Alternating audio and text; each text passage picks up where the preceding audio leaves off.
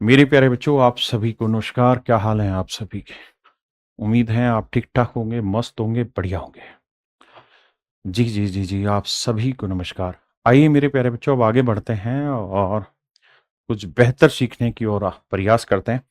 आइए भाई, आज सीधा पढ़ाई की बात।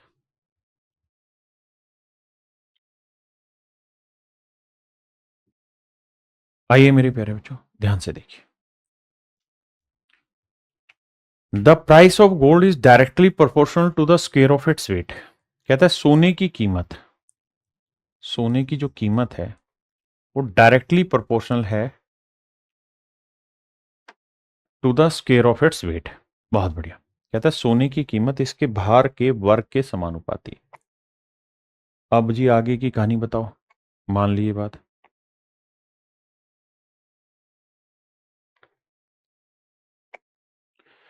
अगली लाइन में मेरे बच्चे कह रहा है कि एक आदमी ने सोने को 3 टुकड़ों में तोड़ दिया, 3:2:1 के अनुपात में।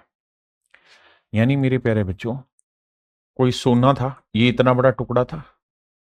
कहता है इसको 3 हिस्सों में बांट दिया, 3:2:1। यानी पहले टुकड़े का वजन 3 था तो दूसरे का 2 था तो तीसरे का 1। अगर मेरे बच्चे मैं किसी चीज को 3 टुकड़ों में बांटूंगा तो वजन खत्म नहीं होगा, वजन जितना था उतना ही रहेगा, बस 3 टुकड़ों में बट गया। और वो ये कह रहा है कि भाई पहले टुकड़े का वजन 3 था तो दूसरे का 2 था तो तीसरे का 1 था, तो टोटल वजन हुआ 3, 2, 5 और 1, 6। यानी एक्चुअल में पूरे बड़े टुकड़े का वजन 6 यूनिट था। आपने इसे 3 टुकड़ों में बांट दिया, ठीक है। और हम जानते हैं कि प्राइस जो होगा गोल्ड का वो होगा constant value into weight square. कोई constant value into weight square. अब कह रहा है कि अगर हमने इसे 3 टुकड़ों में तोड़ दिया और जब हम इसे बेचने जाएंगे तो हमें लॉस हो रहा है 4,620 रुपए का। कैसे लॉस हो रहा है जी? भाई इसका वजन था 6 यूनिट। अगर हम सीधा सीधा बिना तोड़े बेचते तो इसका प्राइस हो जाता कांस्टेंट वैल्यू इनटू वेट का स्क्वायर, यानी 6 का वर्ग 36। तो ये वाला प्राइस होता मेरे प्यारे बच्चों 36 के, जो इसका प्राइस होता ना, ये वो कीमत होती जब वो इसको ब्रेक नहीं करता। लेकिन उसने ब्रेक कर दिया। ब्रेक करने की वजह से प्राइस क्या हो गया? प्राइस का फंडा तो वही है, के डब्ल्यू स्क्वेयर, के इंटू डब्ल्यू स्क्वेयर। तो 3 का वर्ग 9, 9 के। इस टुकड़े का हो गया 2 का वर्ग 4 के। और इस टुकड़े का प्राइस क्या होगा? 1 का स्क्वेयर इंटू के, 1 के। यानी कहने का मतलब मेरे बच्चों ये है कि प्राइस जो है ना वो वेट के स्क्वेयर की कहानी में, प्राइस जो है वो वेट के स्क्वेयर की कहानी में। तो कुल मिला के यहां जो प्राइस आया वो आया 9 और 4 13 और 1 14 के। बिल्कुल ठीक है, प्राइस आया 14 के। अब मेरे बच्चों एक बात बताओ, अगर वो इसको पूरे टुकड़े को बेचता तो बिकता 36 के का, तोड़ के बेचा तो बिका 14 के का। आप कहेंगे हाँ, तो भाई बिना तोड़े बेचता तो 36 के का बिकता, लेकिन तोड़ के बेचा तो बिका 14 के का। क्या हो गया साहब? सर नुकसान हो गया। कितने का? 6 में 4 गया 2, 3 में गया तो 22 के का नुकसान हो गया, जबकि एक्चुअल में नुकसान है 4,620 का। हाँ जी। तो के की वैल्यू क्या आएगी? बटे 22। 22 दूनी 44, 22 एकम 22, 210। तो के की वैल्यू आ गई मेरे पर भाई 22 के बराबर 4,620, तो के की वैल्यू आई 210। तो अब हमसे पूछ क्या रहा है? तो कहता है सोने की प्रारंभिक कीमत ज्ञात करिए। Find the initial price of gold. कि भाई सोने की शुरुआत में कीमत क्या थी वो बताइए। तो आंसर होगा मेरे प्यारे बच्चों 36, और के की वैल्यू है 210 रुपया। गुना कर देंगे, वही मेरा आंसर है। भाई ये देखो कि यूनिट डिजिट में 0 आएगा, फिर 6 को 1 से गुना किया होगा तो 6 आएगा। तो 60 कहाँ है? तो ये दोनों तो मेरे आंसर नहीं होंगे, क्योंकि यहाँ 6 नहीं। या तो ये होगा या ये होगा। डिजिटल सम लगाते हैं। कैसे? 6 3 9, 0 आएगा डिजिटल सम। देखते हैं 0 किसका आ रहा है। देखो भाई 6 5 11 और 8 नहीं आ रहा। 6 5 11 7 18 इसका आ रहा है। तो इसका मतलब मेरे बच्चे C option is your correct answer. C option correct answer. और लेता हूं सवाल।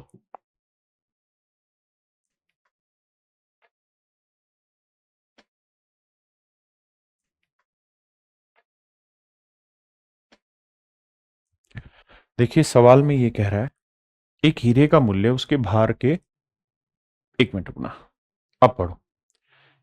कहता है the price of a diamond is directly proportional to the square of its weight. कहता है सोने हीरे का जो मूल्य है उसके भार के वर्ग के अनुक्रमानुपाती। हाँ, डायरेक्ट प्रोपोर्शन को अनुक्रमानुपाती कहते हैं। कहते हैं एक व्यक्ति ने मतलब प्राइस जो है वो वेट का डायरेक्टली स्क्वायर का डायरेक्टली प्रोपोर्शन है, यानी प्राइस जो होगा वो constant value into weight square होगा। अब कह रहा है कि एक सोना का टुकड़ा था या हीरे का टुकड़ा था, हमने उसे 3 हिस्सों में ब्रेक कर दिया, 3:5:7 में। तो वजन तो अभी भी उतना ही है, 7 और 5 12 और 3 15, यानी समझो 15 यूनिट वजन का हमारे पास एक हीरा था, हम उसे ब्रेक कर दिया 3 टुकड़ों में। अब हम ये बात जानते हैं कि यार जो प्राइस है ना वो बेसिकली है कांस्टेंट वैल्यू इनटू वेट का स्क्वायर। तो अगर पूरे टुकड़े की कीमत जानना चाहें तो 15 का वर्ग 225 की आएगी, लेकिन अगर तोड़ तोड़ के बेचे तो 9 के, 25 के और 7 कर 49 के। तो मेरे प्यारे बच्चों एक बात था ना, 225 के 25 और 9 34, 25 और 50 75, 75 और 8 कितना हो 83, तो यह आया 83 के। मतलब ये बराबर का निशान है नहीं, इसका मतलब ये है कि सर अगर वो तोड़ तोड़ के बेचेगा तो बिकेगा 83 के का, बिना तोड़े बेचेगा तो बिकेगा 225 के का। तो 225 के का बिकता बिना तोड़े, तोड़ के बेच रहा है तो बिक रहा है 83 के का। तो प्रॉफिट हो रहा है लॉस, लॉस हो रहा है कितने का, 5 में 3 गया 2, 12 में से 8 गया 4, 142 के का। जबकि एक्चुअल में कह रहा है उसे जो लॉस हो रहा है वो हो रहा है 426 और 2 जीरो, तो 14 3 42, 3 दूनी 6, तो के की वैल्यू आई मेरे प्यारे बच्चों 300। बहुत बढ़िया, ठीक है जी। अब सवाल में कह रहा है तो हीरे की वास्तविक कीमत बताइए, what was the original price of the diamond. तो डायमंड का ओरिजिनल कीमत बताइए, तो ओरिजिनल कीमत थी मेरे बच्चे 225 की, 225 की वैल्यू कितनी मेरे प्यारे बच्चों, तो के की वैल्यू भैया 42 300, तो गुना 300 कर दे, तो गुना करेंगे 0 0, 3 5 15, 3 दूनी 6 1 7, 3 दूनी 6, 67,500। सिंपल कैलकुलेशन थी, कर ली। छोटी बड़ी होती तो डिस्टेंस हम लगाते, यूनिट डिजिट का फंडा लगाते।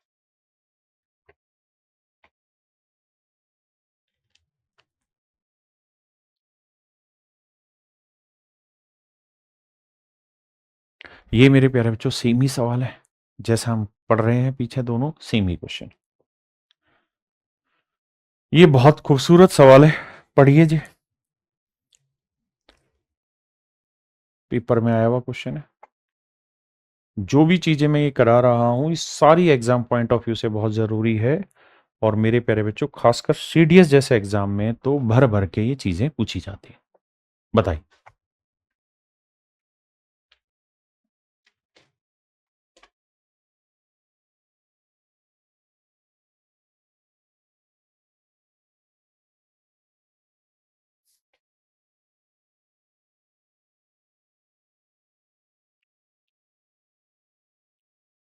देखिए मेरे बच्चे, सवाल में कह रहा है speed of a steam engine is 24 kilometre per hour without any wait.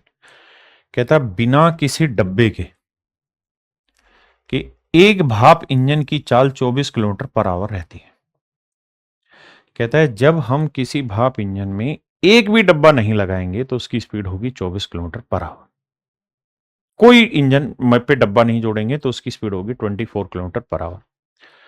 Next line में कह रहा है क्या, इंजन की गति में कमी, इंजन की गति में कमी, अभी ऊपर की चीजें हटा दे रहा हूं, यहां से अंडरलाइन पढ़ना, इंजन की गति में कमी डिब्बों की संख्याओं के वर्गमूल के समानुपाती है।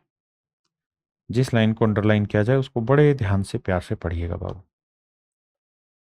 The decrease in speed of engine is directly proportional to the square root of the number of wagons attached। यानी वो ये कह रहा है कि किसी ट्रेन में जो आप डब्बे जोड़ते हैं इंजन पे, उन डब्बों की जो संख्याएं होंगी उनके स्क्वायर रूट के प्रपोर्शन में होगा उसकी स्पीड में कमी, यानी decrease in speed is directly proportional to the square root of number of wagon. ऐसा मैं नहीं, सवाल कह रहा है। पहली लाइन इतनी ध्यान से पढ़िए जो मैंने अंडरलाइन की है, मतलब पल्ले पड़ा तो फिर आगे बढ़ते हैं। पहले इतनी बात ध्यान से देखिए। अब मेरे बच्चों एक बात बताओ, क्या कि डिक्रीज इन स्पीड जो है वो कांस्टेंट होगा इनटू नंबर ऑफ वैगन्स। कह रहा है अगर हम ट्रेन में एक भी डब्बा ना जोड़े तो उसकी स्पीड है 24 किलोमीटर पर आवर। अब अगली लाइन में कह रहा है 4 wagons are attached with engine speed becomes 20 kilometre per hour. कहता है अगर हम 4 डब्बे जोड़ देते हैं, कितने, डब्ल्यू माने number of wagon, number of wagon, number of wagon माने डब्बों की संख्या। अगर हम 4 डब्बे जोड़ देते हैं मेरे प्यारे बच्चों, तो कहता है जो स्पीड है वो 20 किलोमीटर पर आवर रह जाती है। अब आप कहेंगे सर हमारे यहाँ जो डायरेक्टली प्रोपोर्शनल वो तो स्पीड का है ही नहीं, वो तो डिक्रीज इन स्पीड का है। तो मेरे प्यारे बच्चों एक बात तो, कोई भी डब्बा नहीं जोड़ोगे तो स्पीड कितनी होगी 24, और 4 डब्बे जोड़ दोगे तो स्पीड कितनी हो जाएगी 20। तो इसका मतलब स्पीड में कमी कितनी हुई 4। इसका अर्थ ये हुआ कि डिक्रीज इन स्पीड जो है वो 4 है। के 4 का वर्गमूल आया मेरे प्यारे बच्चों 2, 2 से काटा 2, तो के की जो वैल्यू है वो आई मेरे प्यारे बच्चों 2। के की जो वैल्यू है मेरे बच्चे वो है 2। आपने कहा सेट है मामला। अब यहां के बाद आगे बढ़ते हैं, जो हाईलाइट करूंगा इस पे फोकस रखना। तो कह रहा है ज्ञात कीजिए यदि यह इंजन ज्यादा से ज्यादा कितने डब्बे ले जा सकता है। तो कह रहा है बताओ ये इंजन ज्यादा से ज्यादा कितने डब्बे ले जा सकता है।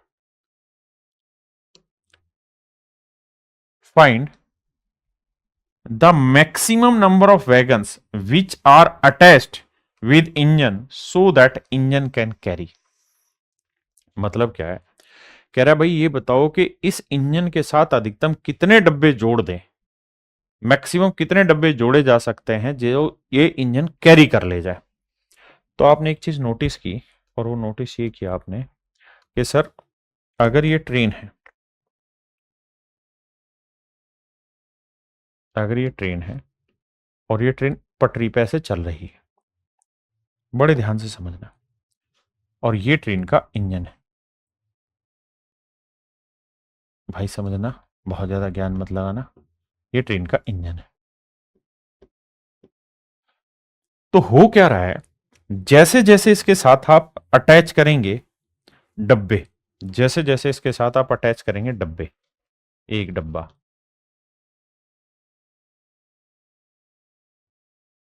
एक डब्बा अटैच किया, दूसरा डब्बा अटैच किया, है ना, तीसरा डब्बा अटैच किया, चौथा डब्बा अटैच किया। तो जितने डब्बे आप इसमें जोड़ते जाएंगे, होगा यही कि जितने जितने डब्बे जोड़ोगे उतनी उतनी इसकी स्पीड घटती जाएगी। जितने डब्बे इस ट्रेन के पीछे जोड़ोगे स्पीड उतनी मेरे प्यारे बच्चों घटती चली जाएगी। आपने कहा बिल्कुल ठीक है, जितने डब्बे जोड़ोगे स्पीड उतनी घटती चली जाएगी, बिल्कुल ठीक। ये है इंजन, जितने डब्बे जोड़ोगे उतनी ही स्पीड घटती चली जाएगी। तो कह रहा है कि बताओ भाई मैक्सिमम इस ट्रेन के साथ कितने डब्बे जोड़ सकते हैं, इस इंजन के साथ कितने डब्बे जोड़ें कि ये ट्रेन चलती रहे। तो भाई ऐसा थोड़ी है कि हम 1000 डब्बे जोड़ देंगे तब भी ट्रेन चलती रहेगी। कोई ट्रेन ऐसी है कि अगर ऐसे होता तो हम एक ही ट्रेन चलाते पूरे भारत में और लाखों डब्बे जोड़ देते उसी ट्रेन के पीछे। तो आप कहेंगे ऐसा संभव नहीं है, क्योंकि जो इंजन है उसकी कैपेसिटी होती, कैपेबिलिटी होती कुछ डब्बे खींच पाने की। तो यहां वो ये कह रहा है कि भैया जो डिक्रीज हो रहा है ना स्पीड में, वो किस रेस्पेक्ट में हो रहा है, नंबर ऑफ वैगन्स के स्क्वायर रूट के रेस्पेक्ट में, यानी जितने डब्बे जोड़ रहे हैं उतने में। अब कह रहा है कि मैक्सिमम कितने डब्बे हम इसके साथ लगाएं कि ट्रेन चलती रहे। तो मेरे प्यारे बच्चों ऐसे सवालों में हमें यह निकालना है कि कितने डब्बे लगाने पर, या कौन सा डब्बा लगाते ही, कौन सा नंबर का डब्बा यानी वैगन लगाते ही इंजन रुक जाएगा। रुक जाएगा। हमें यही चेक करना है कि भाई कौन सा डब्बा लगाते ही इंजन रुक जाएगा। जैसे एक आदमी है, वेट लिफ्टर है, वो वेट उठाता है, ऐसे 10 किलो होगा तुरंत उठा लेगा, 12 किलो होगा और हल्का धीरे उठाएगा, 50 किलो होगा तो बिल्कुल धीरे धीरे करके उठा के लाएगा। अब हम उस पर 5-5 किलो और बढ़ा देते हैं, 4-4 किलो और बढ़ा देते हैं, धीरे धीरे बढ़ाते रहते हैं। एक टाइम के बाद जो हाथ उसके यूं है वो धीरे धीरे यूं आएंगे, यूं आएंगे, यूं आएंगे, अरे यूं आएंगे, और बढ़ाते रहोगे तो एक वक्त के बाद ये हाथ नीचे गिर जाएंगे, यानी वो उठा नहीं पाएगा। सेम यही कहानी हमें इंजन की चेक करनी है।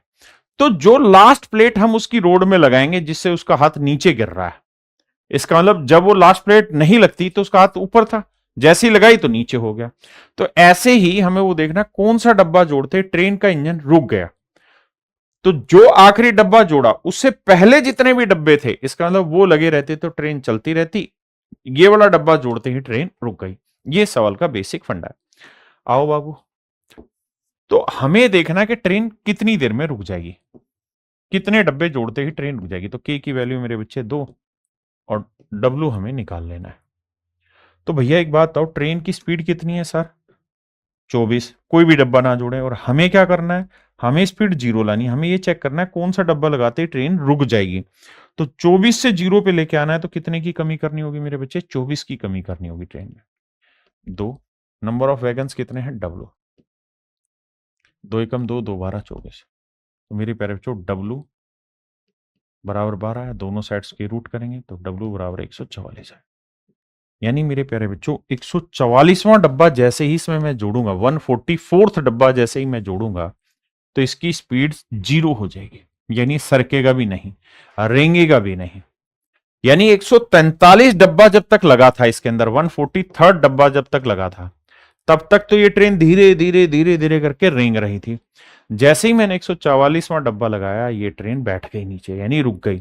तो यही वो सवाल में पूछ रहा है कि मैक्सिमम कितने डब्बे लगा सकते हैं जिससे इंजन कैरी कर पाए। तो मेरे प्यारे बच्चों 144 नहीं, 143 डब्बे लगाने तक इंजन कैरी करेगा, उसके बाद ट्रेन ठप्पा गोल हो जाएगा ट्रेन का, हाँ है ना। उसके बाद मेरे प्यारे बच्चों इंजन रुक जाएगा। ये मेरे सवाल की कहानी है। अगर आपको समझ आई, मजा आया तो बताइए।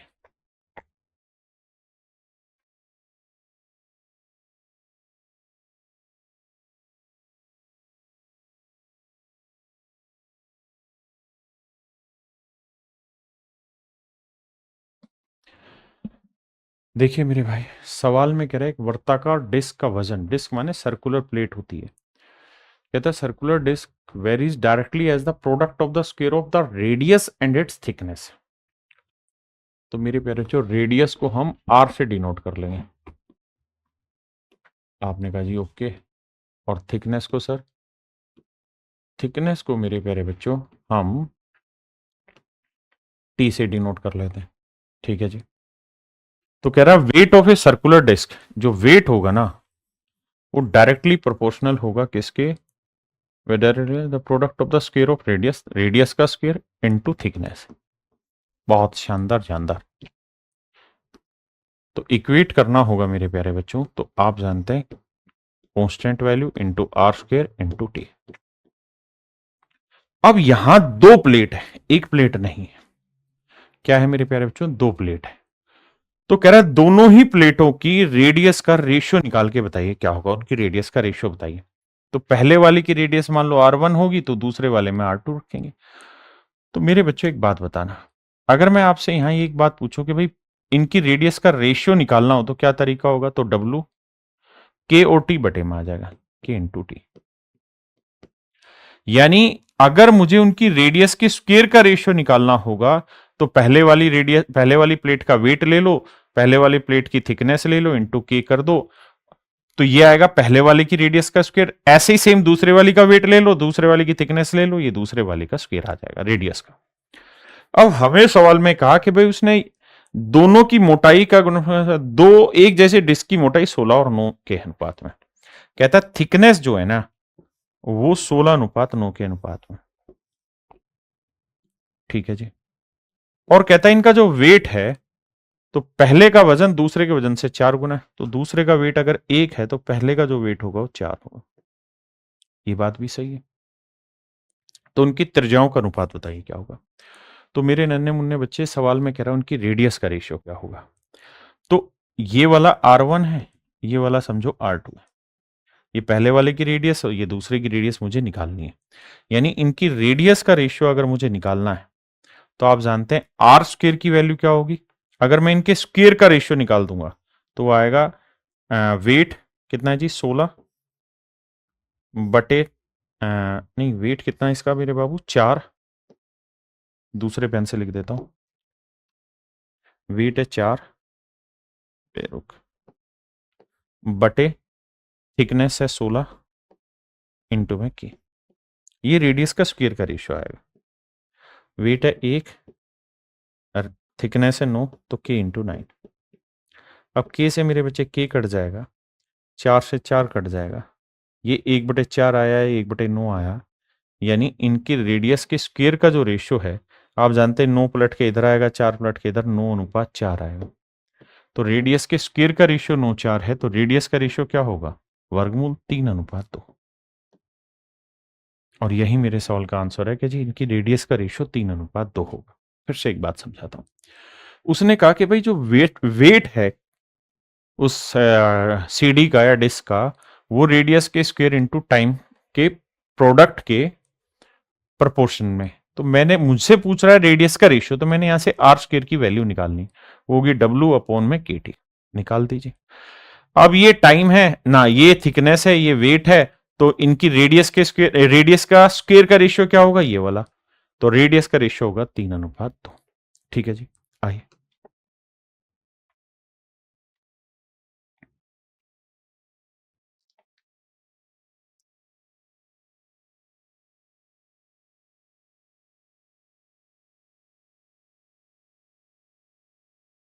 देखिए मेरे बच्चे, सवाल में कह रहा है 2 क्यूब है। क्यूब जानते हो, घन। तो 2 घन दिए हैं सवाल में, जैसे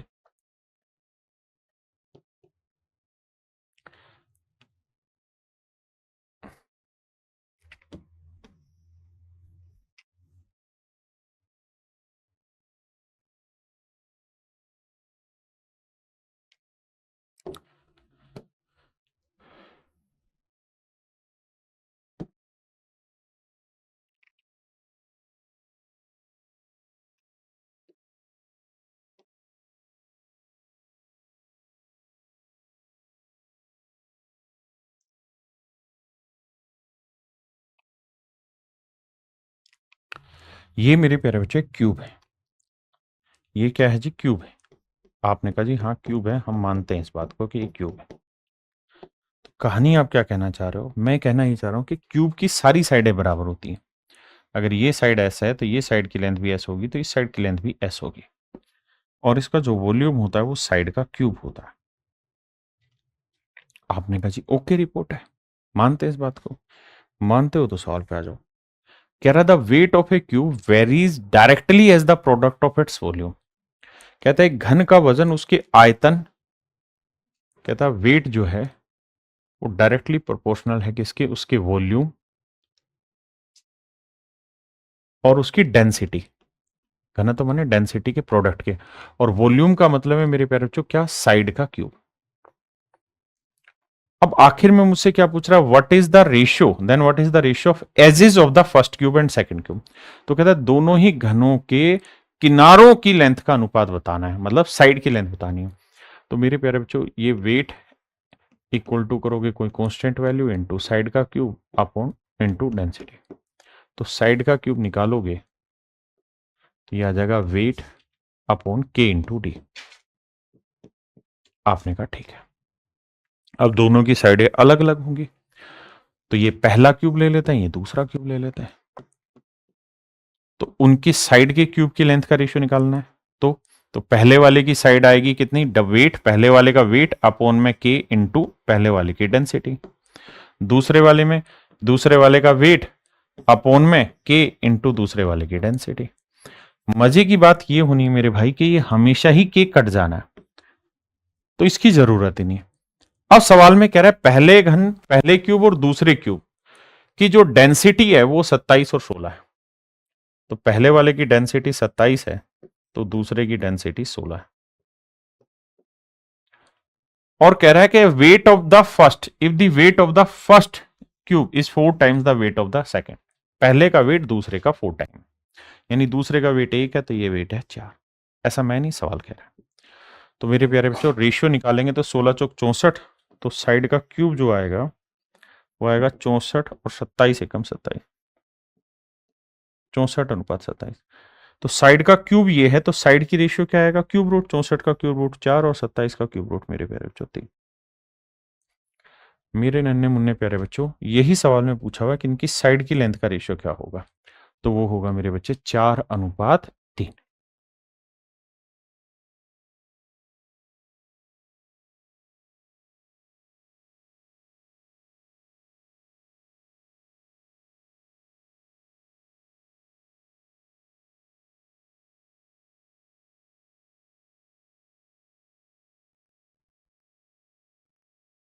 देखिए भाई सवाल बहुत बड़ा पर सवाल है बहुत प्यारा।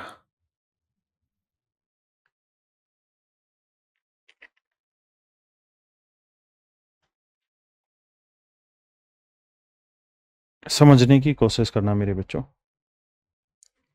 पहले हिंदी इंग्लिश में ही समझाऊंगा क्योंकि वहीं से आप ज्यादा बेटर तरीके से समझोगे। चलिए देखिए सवाल में कह रहा है the force needed to keep a car from skidding, कहते हैं कार को फिसलने से बचाने के लिए जो फोर्स हमें चाहिए, जो फोर्स हमें चाहिए वो किसी मोड़ पे directly with the weight of the car, वो कहता है वेट ऑफ द कार के डायरेक्टली प्रोपोर्शनल है and the square of its speed, और इसकी स्पीड के भी डायरेक्टली प्रोपोर्शनल, यानी जो फोर्स है वो इसकी स्पीड के स्क्वायर के भी डायरेक्टली प्रोपोर्शनल है and inversely with the radius of the car, और कहता है कर्व की जो रेडियस है उसके इनवर्स प्रोपोर्शनल है ये फोर्स, 1 रेडियस का स्क्वायर, यही था, and inversely with radius, sorry सिर्फ रेडियस है। अब मेरे प्यारे बच्चों फिर से समझाता हूं, कहता है the force needed to keep a car from skidding on a curve varies directly with the weight of the car, कहता है कार का जो वेट होगा उसके डायरेक्टली प्रोपोर्शनल है and square of its speed, और इसकी स्पीड के भी directly proportional and inversely with radius of the curve, और कहता है कर्व की जो रेडियस होगी उसके इनवर्सली प्रोपोर्शनल है। अगर ध्यान दोगे तो हम इस पूरी कहानी को लिख सकते हैं कि भाई फोर्स जो है वो डायरेक्टली प्रोपोर्शनल है वेट इनटू स्पीड का स्क्वायर बटे रेडियस। ये आप कितना अच्छे से समझ पाए मैटर ये करता है, अगर आप समझ गए हैं तो आगे की कहानी चला ही जाए। आपने कहा ठीक है जी, कांस्टेंट वैल्यू को ऐड करेंगे, इनटू में वेट इनटू स्पीड का स्क्वायर अपॉन रेडियस। अब मेरे बच्चे होगा क्या कि आपको वैल्यू दे रखी होगी सबकी, के की वैल्यू निकालेगा, फिर नेक्स्ट केस में के की वैल्यू आपके पास आ जाएगी, इन चारों में से कोई एक मिस करेगा, तो यहां से अगर मैं के की वैल्यू निकालूंगा तो वो आ जाएगी F into R upon W into S square. आपने कहा ठीक है। अब पहली लाइन पे यहां से पढ़ते हैं, सपोज दिस फोर्स, कहता है फोर्स की value 6125, 6125 is required to keep 2750 pound car, car का वेट है 2750 पाउंड, वो नीचे आएगा।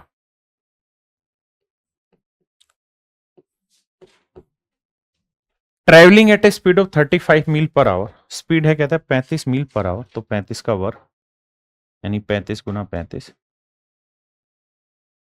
From skidding on a curve of radius 550 feet, कहता है कि जो रेडियस है वो 550 फीट है। पहले इतनी बात समझो फिर आगे बताऊंगा।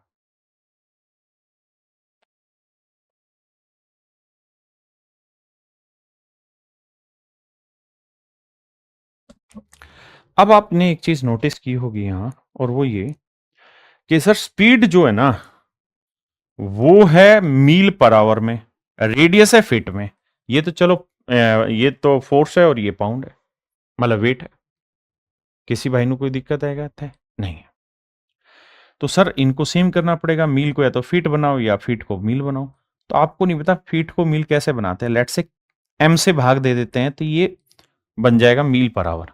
आपको यूनिट ही नहीं पता, मैं कह रहा हूं सिर्फ इतना ही माने रहो। अब आगे चलते हैं।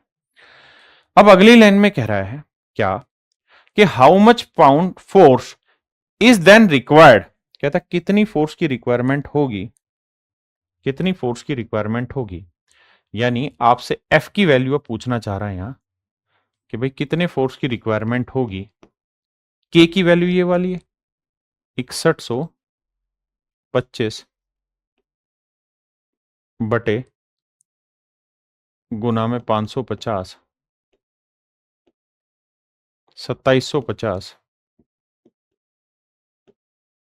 गुना 35 गुना 35। भाई हमसे फोर्स की वैल्यू पूछी है ना, तो के की वैल्यू रख दी, इनटू करेंगे वेट का स्क्वायर ना, इनटू वेट।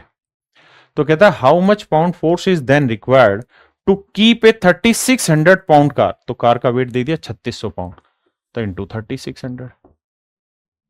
बहुत बढ़िया जी। अब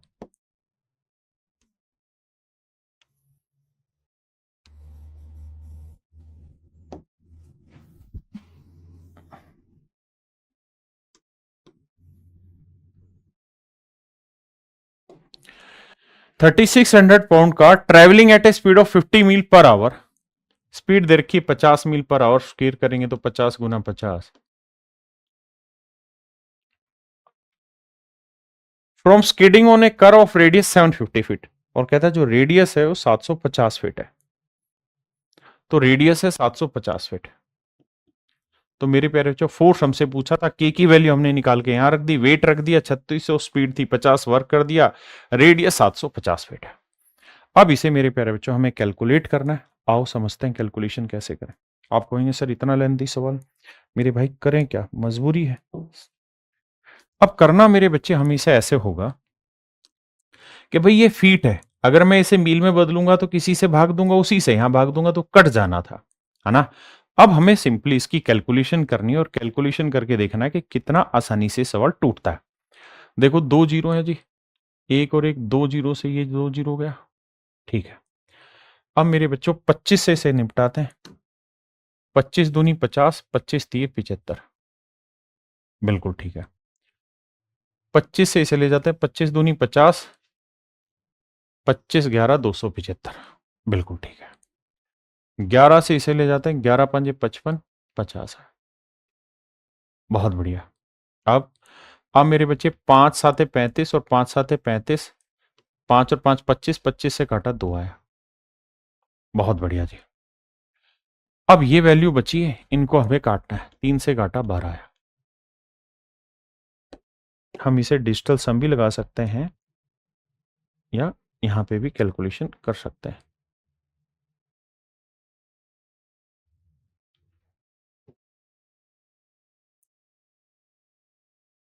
आई, अब मेरे प्यारे बच्चों हमारे पास ये चीजें बची हुई हैं, तो 3 था, 25 थी 75, 3 से काट दिया हमने 12 आ गया, ठीक है।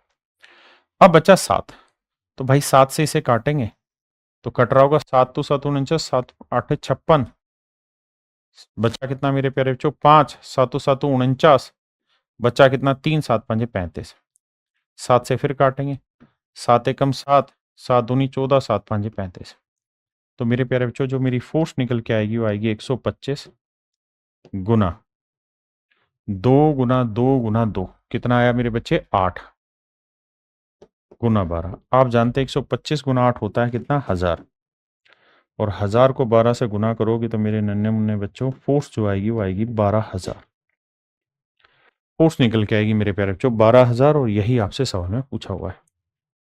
आप कहेंगे सर इतना लेंथी कैसे होगा, मेरे भाई मुझे भी नहीं पता कैसे होगा, लेकिन क्या करें, पेपर में आया हुआ सवाल है ना, और पेपर में आया हुआ क्वेश्चन है, तो ऐसे क्वेश्चन को निकालना हमें एटलीस्ट आना चाहिए। भाई बहुत बार ऐसा होगा कि ऐसा सवाल जब भी आता है तो 25 में से 24 सवाल बिल्कुल हलवा देगा, एक सवाल ऐसा कैलकुलेटिव दे देगा, तो इसको समझने में तो दिक्कत दूर दूर तक नहीं है, बस कैलकुलेशन है, थोड़ा बहुत दिमाग दौड़ाना पड़ रहा है, बाकी सब तो चीजें सेट है, कोई दिक्कत है ही नहीं, तो घबराना क्यों है इसमें।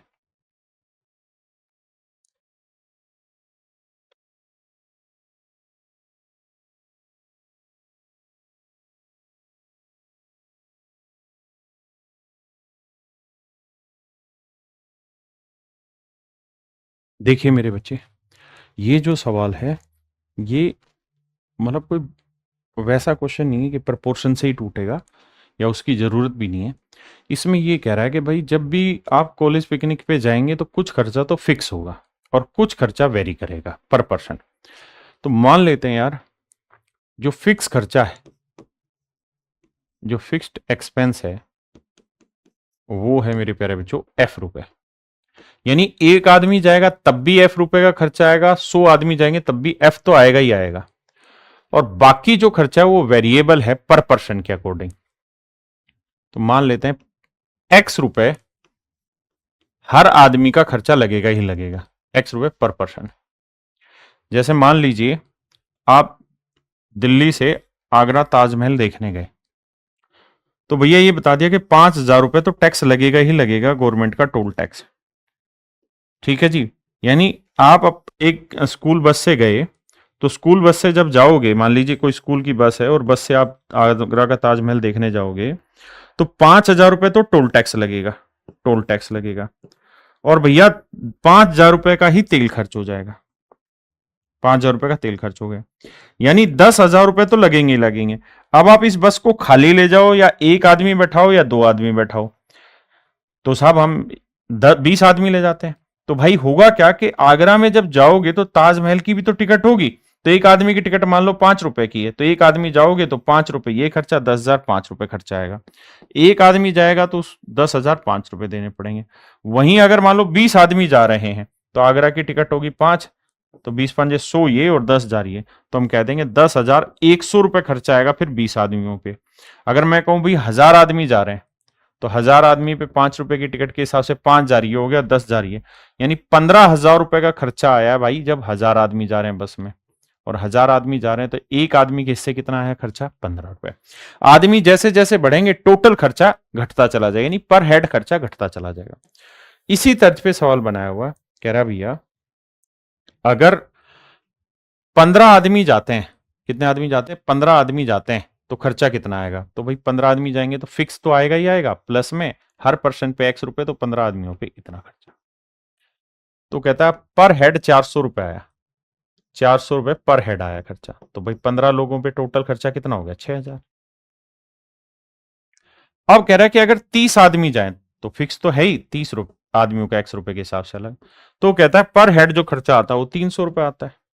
तो भैया ₹300 पर हेड आ रहा है, तो बाबू 30 आदमी पे कितना हो गया? 9000, तो खर्चा आएगा 9000। अगली चीज, अब आइए मेरे दोस्त, इसे सोल्व करते हैं। सोल्व करेंगे तो मेरे बच्चे माइनस कर लेते हैं, तो ये कट जाएगा। ये 30 में से 15 गया, 15x आया, और ये 9 में से 6 गया, मेरे बच्चे 3000 आया। तो आप ध्यान देंगे तो x की वैल्यू आई 200। अब मेरे बाबू 15x की वैल्यू 3000 है, तो 15x की वैल्यू 3000 है, तो सोच के देखो, ये 3000 उधर जाएगा माइनस का, 6 में से 3 गया 3000, तो फिक्स कॉस्ट भी कितनी आ गई? 3000। अब सवाल में कह रहा है कि भाई 75 आदमी जाएंगे तो खर्चा कितना आएगा टोटल? तो देखो यार, 75 आदमी अगर जाएंगे, 75 आदमी अगर जाएंगे, तो भैया एक तो फिक्स कॉस्ट होगी, प्लस में ₹X हर आदमी के हिसाब से 75 आदमी का खर्चा, ये हो गया। तो फिक्स कॉस्ट है जी ₹3000। हाँ जी। और बाबू पर आदमी के हिसाब से खर्चा कितना आ रहा है? ₹200। तो 200 गुना 75। आपने कहा जी ओके रिपोर्ट है। अब क्या कहानी है साहब? अब कहानी मेरे प्यारे बच्चों यहां पे ये है, तो कह रहा है टोटल कॉस्ट कितनी निकली, तो टोटल कॉस्ट निकालोगे तो 3000 खर्चा यहां आ गया, और 75 दूनी 150 खर्चा, यानी 15000 का खर्चा यहां, 15 और 3 18000 का। तो कुल मिला के जो खर्चा आएगा पूरी ट्रिप का मेरे प्यारे बच्चों, वो आया 18000। लेकिन कह रहा है कि पर हेड खर्चा कितना आया, तो भैया 18000 में कितने आदमी घूम के आए हैं आगरा? 75 आदमी, तो एक आदमी के हिस्से आया ₹240। आपने कहा ओके, यानी ₹240 पर हेड खर्चा आ गया। क्या सर ये कैलकुलेशन करनी? नहीं, आप चाहें तो आप ये भी कह सकते हैं कि भाई ₹200 तो पर मेंबर की कॉस्ट होगी होगी, वेरिएबल कॉस्ट है ये तो, है ना। यानी समझो आगरा ताजमहल की टिकट है ₹200 की, लेकिन फिक्स खर्चा भी है कितना? 3000। तो इस 3000 को भी तो 75 लोगों में बांटोगे, तो हर आदमी के हिस्से कितना आया? जब बांटोगे तो मेरे बच्चे आएगा 40। यानी 40 रुपए पर हेड यहां फिक्स वाले में खर्चा बटेगा और 200 रुपए यहां, तो टोटल 240 रुपए पर हेड में खर्चा बढ़ जाएगा। ये मेरी कहानी है जो मैं आपको समझाना चाह रहा हूं।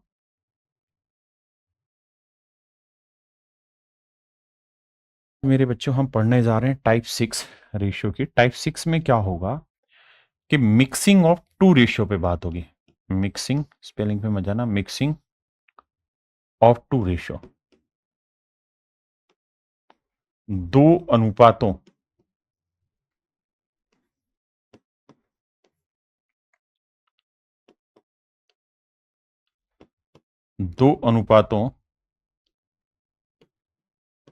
को मिलाने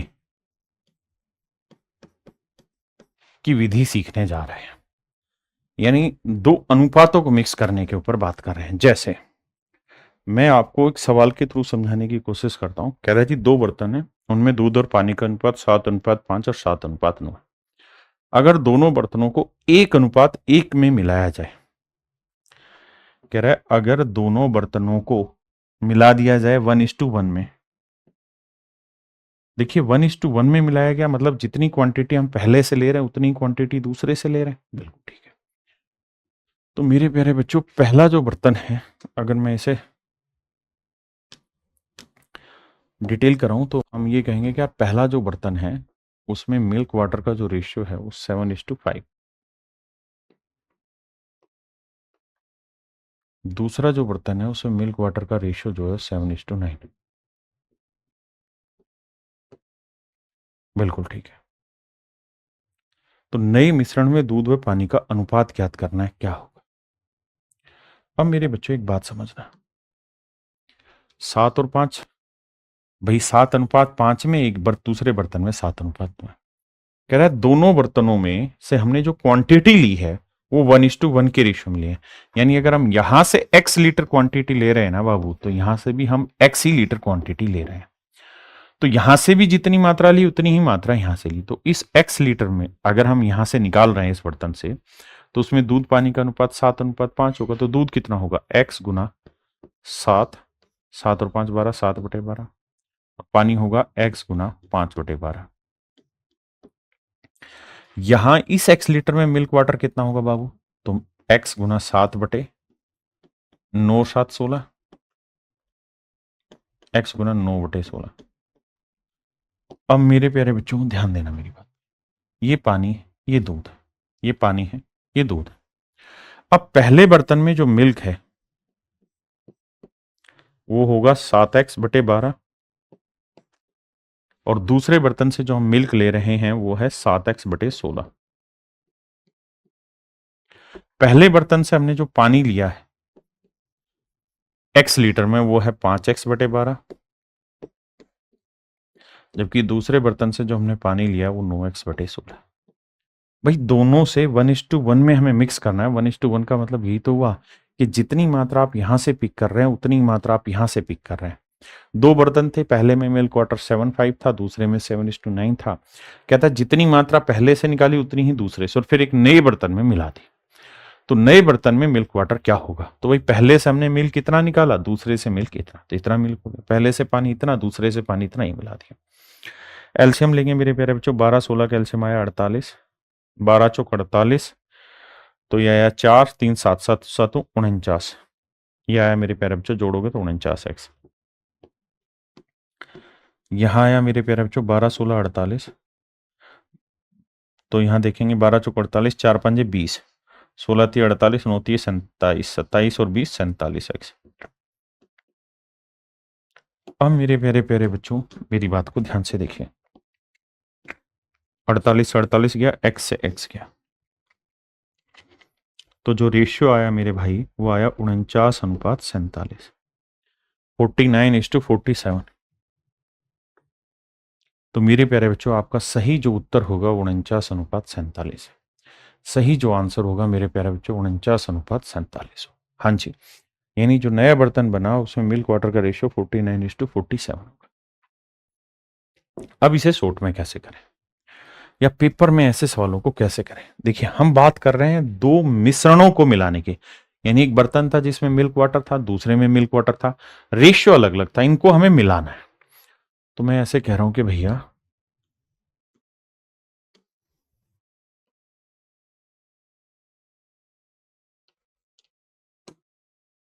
पहले बर्तन में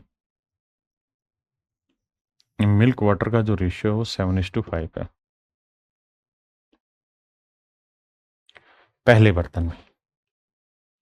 और जो दूसरा बर्तन है उसमें मिल्क वाटर का रेशियो 7:9।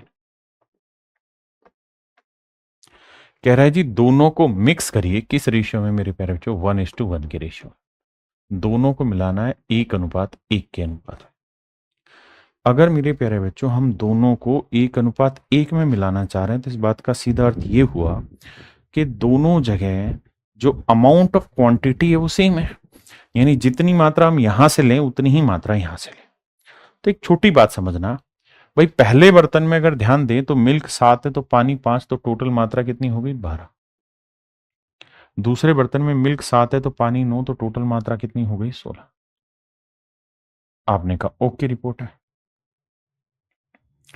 अब मेरे प्यारे बच्चों ध्यान देना मेरी, 12 और 16 का एलसीएम क्या आया मेरे भाई? 48। बिल्कुल ठीक है। मैंने सवाल में कहा कि भाई दोनों जगह से मुझे सेम अमाउंट लेनी है, यहां से जितनी मात्रा लूंगा उतनी मात्रा यहां से लूंगा, तो दोनों जगह सेम मात्रा लें। कैसे ली जाए? एलसीएम ले लें। 12 16 का एलसीएम 48। तो 48 बनाने के लिए किससे गुना करना है? 4 से। 16 48 बनाने के लिए किससे गुना करना है बाबू? 3 से। तो इधर भी 3 से किया, इधर भी 3 से किया, इधर 4 से किया, तो मेरे प्यारे बच्चों इधर भी 4 से किया, इधर भी 4 से किया। यानी पहले बर्तन में मिल्क अगर मेरे प्यारे बच्चों 28 यूनिट है तो पानी है 20 यूनिट। दूसरे बर्तन में अगर मिल्क 21 यूनिट है मेरे प्यारे बच्चों तो पानी है 27 यूनिट। अब अगर ध्यान दोगे तो हम यहां से भी 48 यूनिट मात्रा ले रहे हैं, यहां से भी 48 यूनिट मात्रा ले रहे हैं, और उसने यही तो कहा जितनी मात्रा यहां से लो उतनी मात्रा यहां से लो, और दोनों को मिला दे रहे हैं। मिलाएंगे मेरे बच्चे तो 28 और 21 कितना है? 49 यूनिट। और 20 और 27 कितना है? 47 यूनिट। यानी मेरे नन्हे मुन्ने प्यारे बच्चों जो मिश्रण बना नया उसमें मिल्क वाटर का रेशियो 49:47 होगा। 49:47 होगा। हाँ है ना?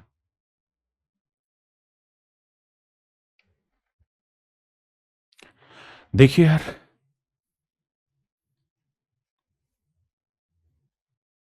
या चलिए इससे पहले मैं एक दो एग्जांपल लेके और समझाता हूं, फिर इस सवाल पे आएंगे। मैं आपको ये कहूं कि भाई एक बर्तन है ए, उसमें मिल्क वाटर का जो रेशियो है वो 2:1 है। ठीक है जी। एक दूसरा बर्तन है बी, इसमें मिल्क वाटर का रेशियो 3:1 है। मैं कह रहा हूं यार दोनों बर्तनों को हमने मिक्स किया, यानी दोनों मिश्रण को हमने मिक्स किया। किस रेशियो में? 1:1 में।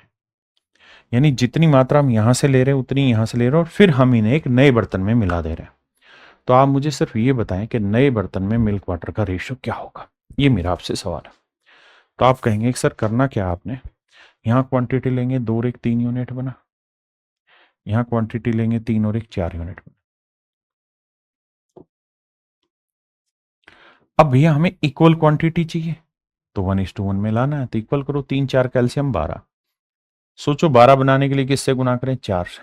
इसे 3 से, इधर 3 से किया तो इधर भी 3 से, इधर भी 3, इधर 4 से तो इधर भी 4 से, इधर भी 4 से।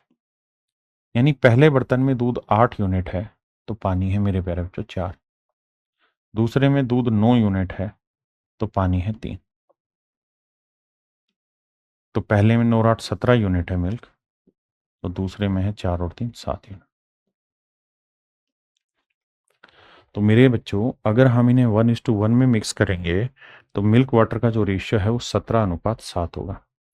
मिल्क इस टू वाटर का जो रेशियो होगा मेरे प्यारे बच्चों 17:7 होगा।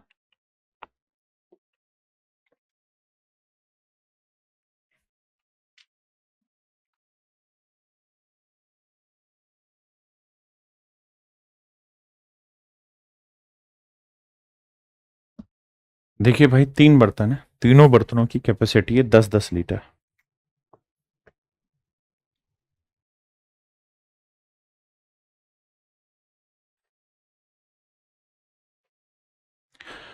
कहता है 3 बर्तन है, तीनों की कैपेसिटी 10-10 लीटर है, 3 vessel each of 10 litre capacity. अब सवाल में कह रहा है कि भाई तीनों की कैपेसिटी 10-10 लीटर है, तो पहले बर्तन में मिल्क वाटर का जो रेशियो है मेरे प्यारे बच्चों, वो है 2:1, दूसरे वाले में है 3:1, तीसरे वाले में 3:2। ये पहला बर्तन है, ये दूसरा बर्तन है, ये तीसरा बर्तन है। कहते हैं तीनों ही बर्तनों की जो वॉल्यूम है, कैपेसिटी है, वो सेम है। सेम है मतलब पहले में भी 10 लीटर है, दूसरे में भी 10 लीटर है, तीसरे में भी 10-10 लीटर है। तो हम 10 ही लीटर यहां से ले रहे हैं, 10 ही यहां से, 10 ही यहां से, और उठा के एक नए बर्तन में डाल रहे हैं, तो हम ये कह सकते हैं ना कि भाई तीनों से बराबर क्वांटिटी ले रहे हैं। मतलब मेरे प्यारे बच्चों, हमें तीनों को मिक्स करना है किस रेशियो में? 1:1:1 के रेशियो। तो यहां देखो 2 और 1 3 यूनिट बना, यहां 3 और 1 4 यूनिट बना, 3 और 2 5 यूनिट बना। अब देखिए ध्यान से, भाई हर जगह क्वांटिटी क्या होनी चाहिए मेरे प्यारे बच्चों? सेम। आपने कहा जी बिल्कुल ठीक है, तीनों ही जगह क्वांटिटी क्या होनी चाहिए? सेम। तो सेम करने के लिए 3 4 5 का एल्शियम ले लो, कितना आया? 60। बहुत बढ़िया जी। अब कहानी मेरे बच्चों ये है कि तीनों को हमने 1:1:1 के रेशियो में मिक्स किया है।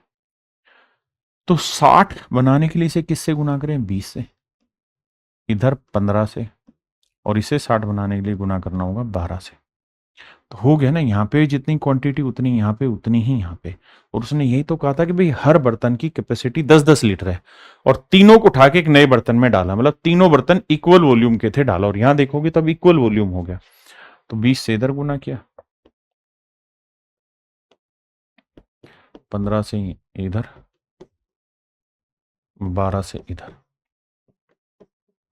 तो भाई पहले वाले बर्तन में दूध हो गया मेरे प्यारे बच्चों 40 यूनिट, और पानी हो गया 20 यूनिट। दूसरे वाले में दूध हो गया मेरे प्यारे बच्चों 45 यूनिट, पानी हो गया 15 यूनिट। पहले वाले में दूध हो गया 36 यूनिट, और पानी हो गया मेरे प्यारे बच्चों 24 यूनिट। आपने कहा ओके, रिपोर्ट है। अब ध्यान देना कि टोटल दूध कितना बना, तो जोड़ेंगे 5 और 6 11 के 1 हासिल 1, 4 और 1 5, 5 4 9, 9 और 3 12, 121 यूनिट आया। यहां देखेंगे तो 5 और 4 9, 2 और 1 3, 2 5, 121:59। इसका मतलब मेरे प्यारे बच्चों, मिल्क वाटर का जो यहाँ रेशियो होगा वो 121:59 होगा, 121:59 हो जाएगा।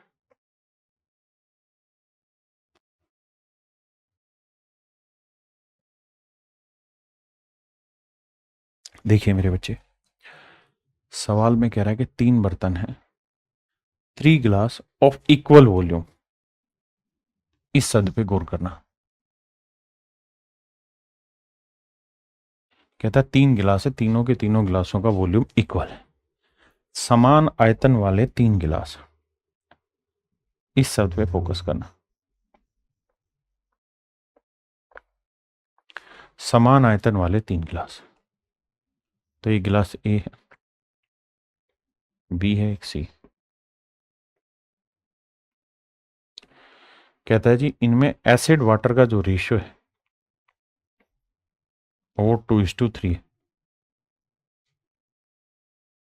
और ये है 3:4,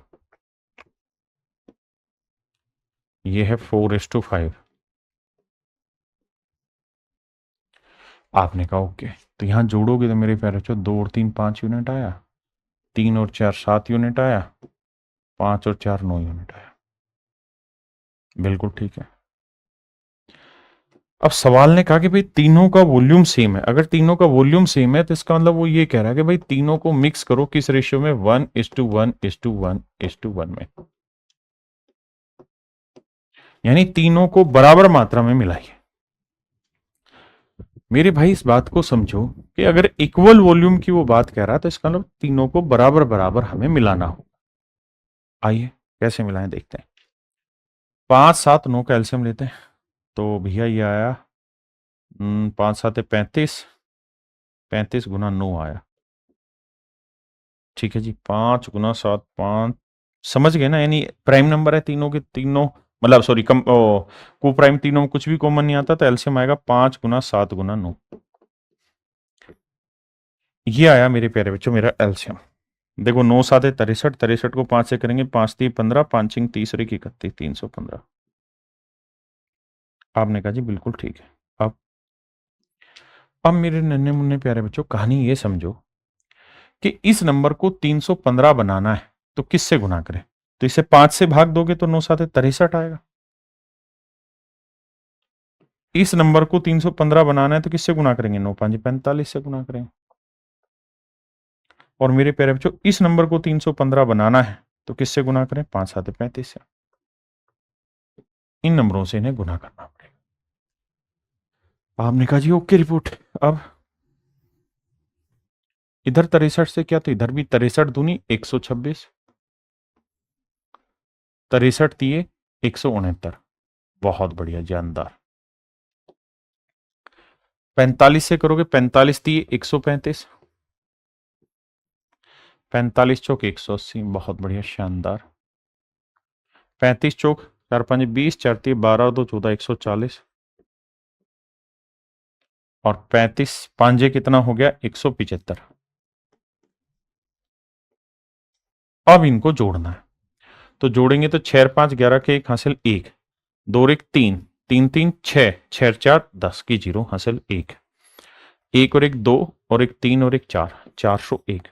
देखो कहीं 401 है तो हाँ ये रहा, तो ऑप्शन बी डायरेक्ट हमारा आंसर हो गया। अगला कैलकुलेट ही नहीं करना, केवल पहले वाले से ही पकड़ में आ गई चीज। अरे बोलो हाँ या ना, कितने बच्चे समझ गए कमेंट करिए।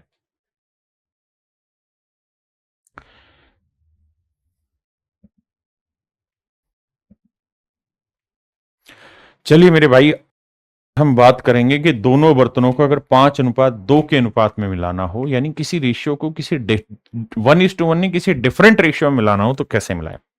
बड़े ध्यान से मेरी बात सुनिएगा। मैं आपको ये कह रहा हूं कि मान लो यार, क्या मान लो सर, मैं ये कह रहा हूं मान लो भाई, मैं आपको कह रहा हूं कि 5 और 7 को किससे गुना करूं, इसे किससे मल्टीप्लाई करूं, इसे किससे मल्टीप्लाई करूं कि मल्टीप्लीकेशन के बाद जो वैल्यू निकल के आए, यहां जो वैल्यू निकल के आए मल्टीप्लीकेशन के बाद और यहां जो वैल्यू निकल के आए, फाइनल वैल्यू का जो रेशियो है वो 2:3 है। मैं फिर से अपना सवाल दोहराता हूं, मैं कह रहा हूं कि 5 को किससे गुना करें और 7 को किससे गुना करें, अलग अलग कोई भी नंबर ले सकते हैं आप यहां, ताकि जो मल्टीप्लीकेशन के बाद रिजल्ट आए उसका रेशियो 2:3 है। आराम से 10 सेकंड के लिए सोचो, खुद ही सोच के देखो किससे गुना करें कि रेशियो 2:3 आ जाए।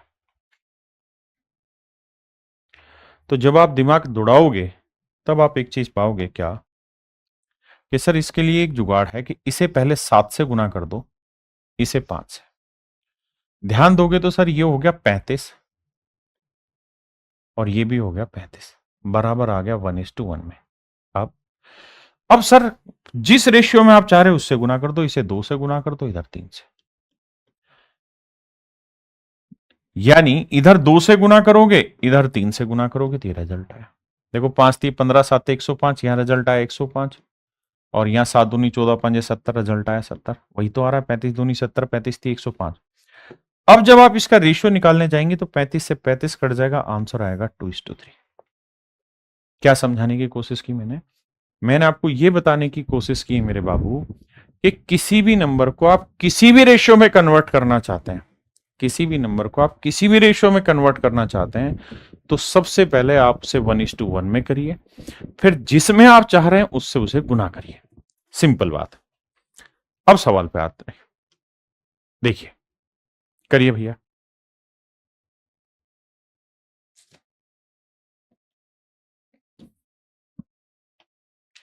कह रहा है दो बर्तन ए और बी में दूध और पानी का अनुपात, दो बर्तन है ए और बी,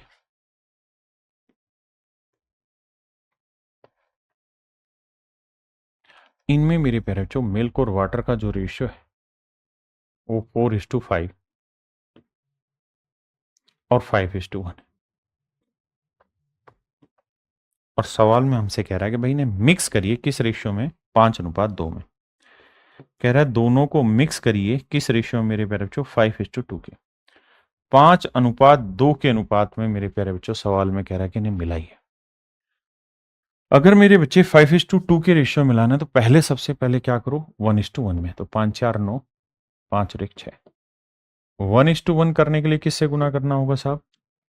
सर 9 और 6 कैल्शियम आया 18, तो 9 दूनी 18 2 से, और 6 ती 18 3 से।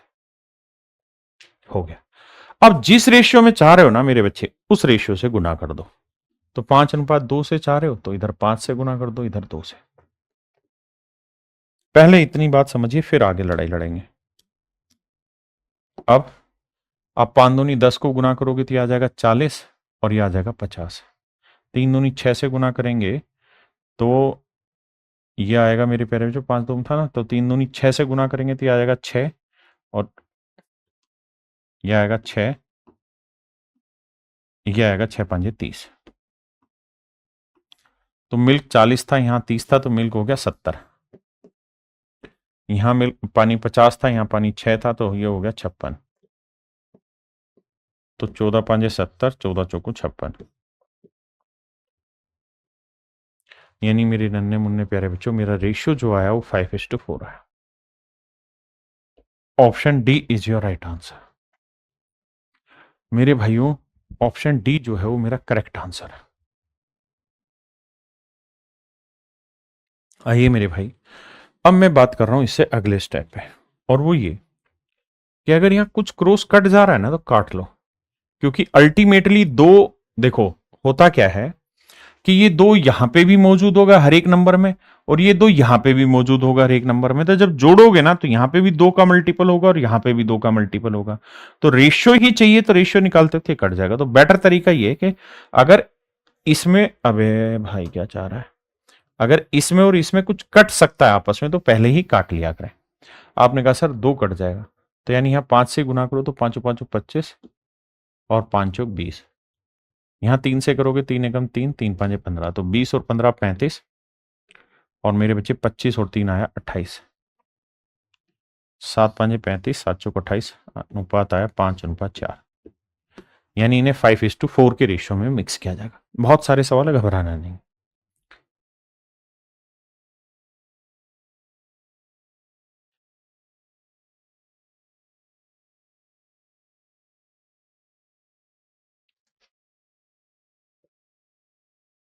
देखिए मेरे भाई,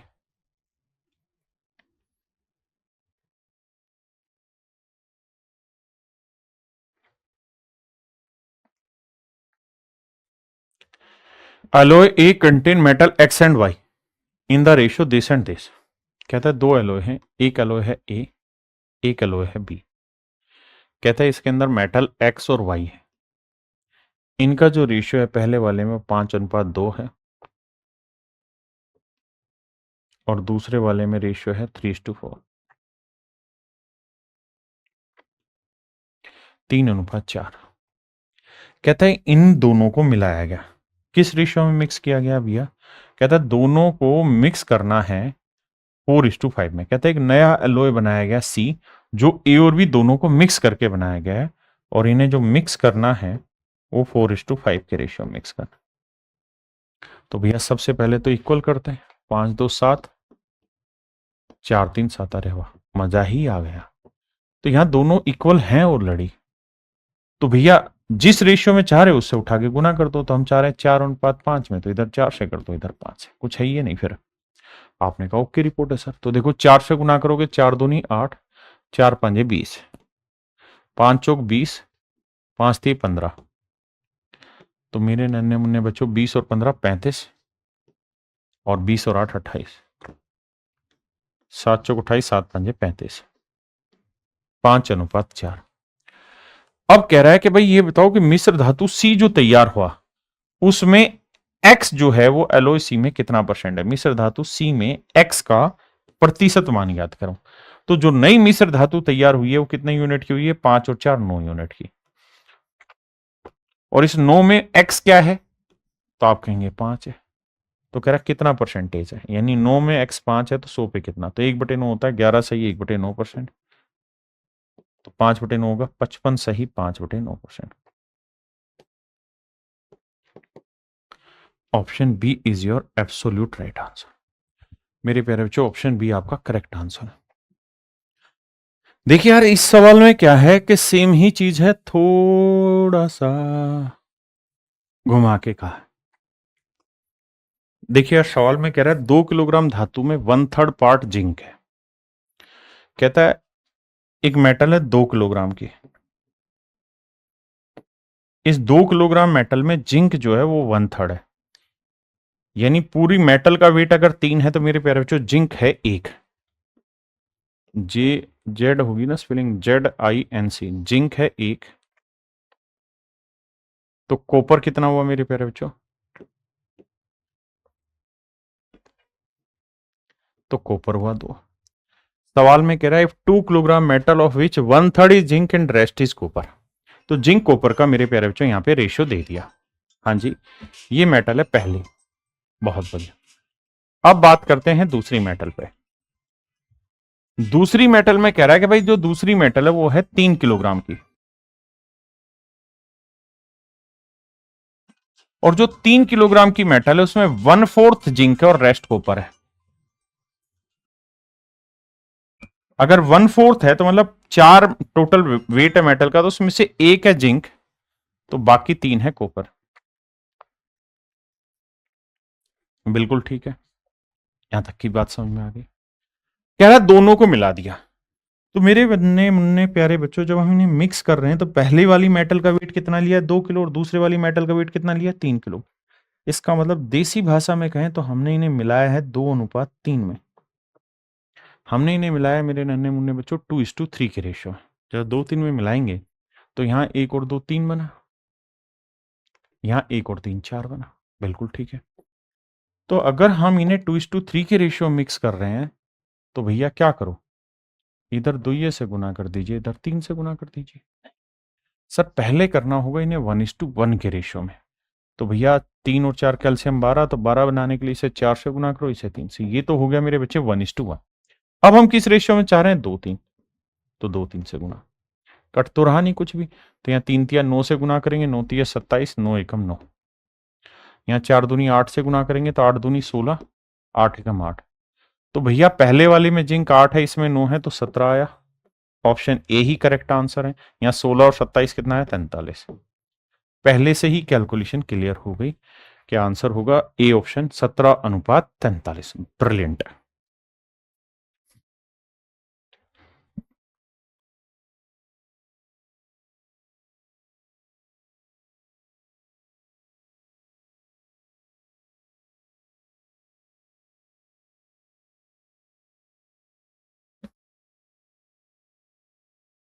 कहता है इन्हें coloured picture of blue and yellow. देखिए यार, सवाल बहुत प्यारा है। Is used in the ratio this, if in upper half blue yellow ratio is 2:3, then in lower half. देखो भाई, बहुत गजब का सवाल है, पेपर में कभी भी पूछा जा सकता है आपसे। सवाल में ये कह रहा है कि भैया एक पिक्चर है, let's say this is the picture. ये मेरे प्यारे बच्चों पिक्चर है। पिक्चर में कह रहा है इन्हें colour picture of blue and yellow. कह रहा है 2 कलर यूज करे हुए, हमने एक ब्लू कलर यूज किया हुआ, एक येलो कलर यूज किया हुआ। Blue and yellow colour is used in the ratio 4:3, यानी ब्लू कलर ज्यादा हो रखा है और येलो कलर मेरे बच्चे कम है। सवाल में खुद ही कह रहा है कि भैया ब्लू कलर ज्यादा है और येलो कलर कम, पूरी पिक्चर में 4:3 में। ठीक है जी। अब अगली लाइन में कह रहा है इफ इन अपर हाफ, कहता है इस पिक्चर को अगर 2 हिस्सों में बांट दें तो ऊपर वाले भाग में ब्लू कलर कम इस्तेमाल हो रखा है और येलो पार्ट ज्यादा हो रखा है। तो कह रहा फिर नीचे वाले में क्या रेशियो होगा, ये आपका सवाल है। बड़े ध्यान से मेरे प्यारे बच्चों मेरी बात समझना। मान लीजिए ये कोई पिक्चर है, इस पिक्चर के 2 टुकड़े हमने कर दिए, ये हो गए टुकड़े, कर दिए जी टुकड़े। अब कहता है इसके अंदर 2 कलर है, पूरी पिक्चर में अगर ब्लू का पार्ट 4 है तो येलो का पार्ट 3 है, जबकि अपर हाफ में ब्लू कम है, येलो कम ज्यादा है। ठीक है जी, ब्लू कम है, येलो ज्यादा है। मेरे प्यारे बच्चों, ब्लू कम है, येलो ज्यादा है, तो कोई पिक्चर ऐसी कुछ होगी, मान लीजिए, समझा रहा हूं मैं तो, हाँ है ना। देखो भाई, ये है लैंग्वेज का खेल और सवाल है जबरदस्त जिंदाबाद टाइप का।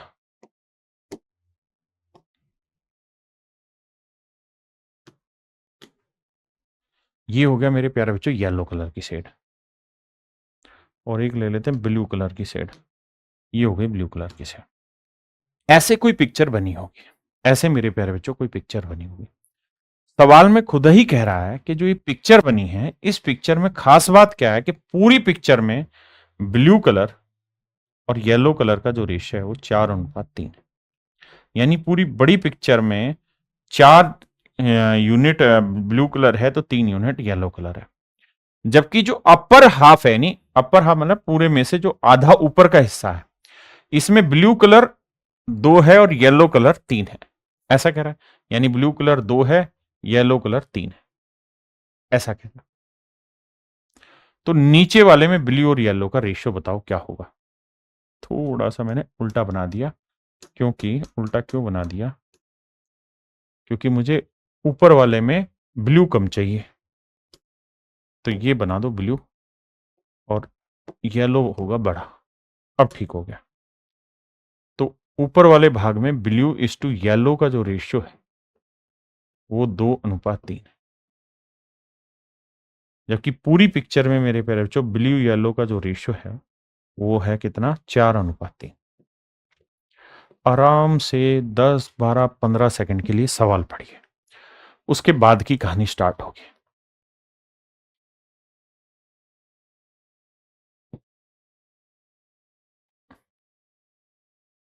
पहले सवाल पढ़ो, फिर मैं आगे बताऊंगा। अगर आप समझ गए हैं तो भैया 2 टुकड़ों में बांट रहे हैं, एक तो फुल पिक्चर, फुल फोटो, और एक अपर पार्ट,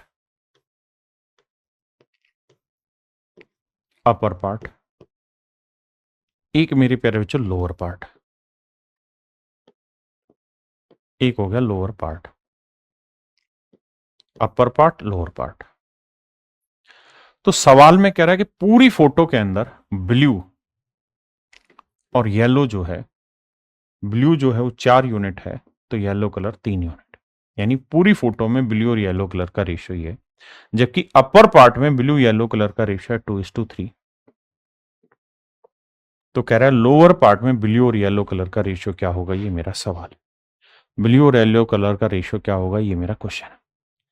अब मेरे बच्चे मैं कुछ चीजें हटा रहा हूं समझाने के लिए, गौर से ध्यान दीजिएगा।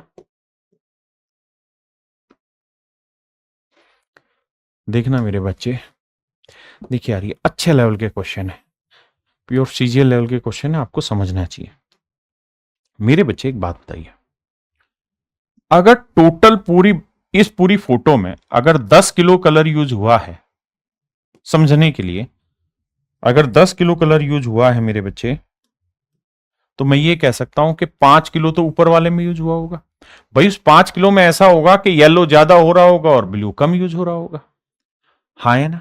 आप कहेंगे ये बात समझते हैं, यानी पूरी फोटो में अगर 10 किलो कलर यूज हुआ है तो उसमें से 5 किलो कलर यूज हुआ है ऊपर वाली में और बाकी बचा हुआ 5 किलो यूज हुआ है नीचे वाली में। अब जो 5 किलो ऊपर यूज हुआ है उसमें समझो कि ब्लू कम है, येलो ज्यादा है, नीचे ब्लू ज्यादा होगा, येलो कम होगा। ये 10 और 5 कोई वो नहीं, ये सिर्फ समझाने के लिए कि पूरी फोटो में जितना कुल मिला के कलर की क्वांटिटी लगी होगी, अपर पार्ट में आधी क्वांटिटी लगी होगी और नीचे वाले में भी आधी क्वांटिटी लगी होगी। मतलब अगर मैं ये कहूं ना कि भाई अपर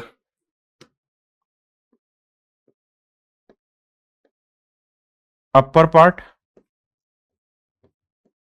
लोअर पार्ट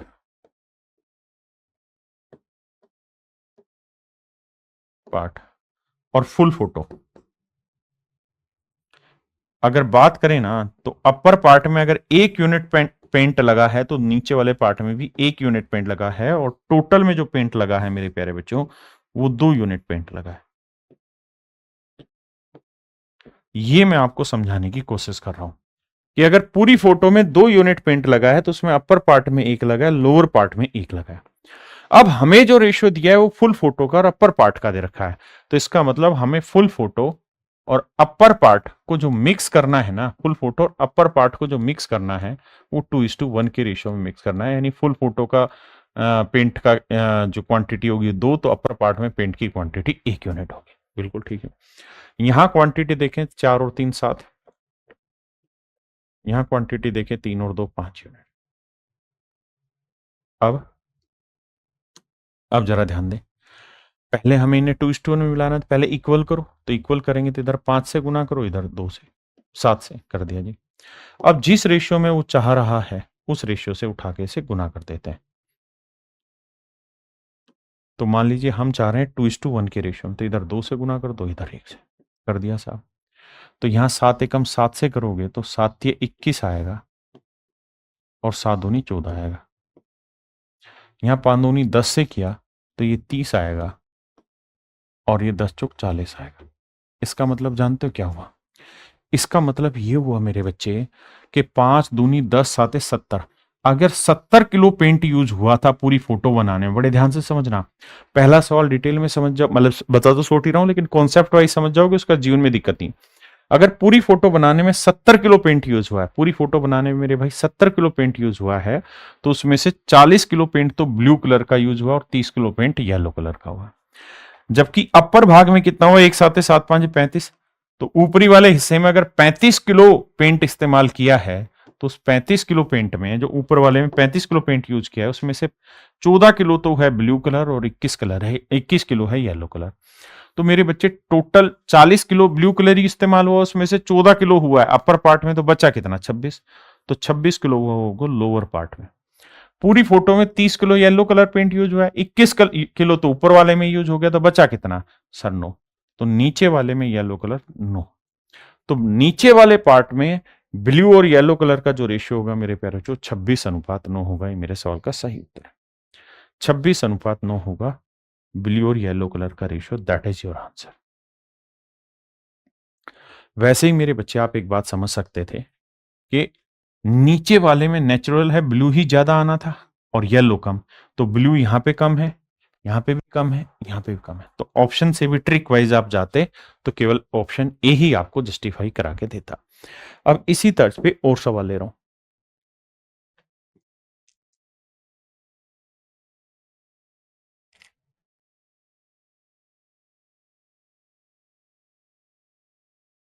करिए भाई।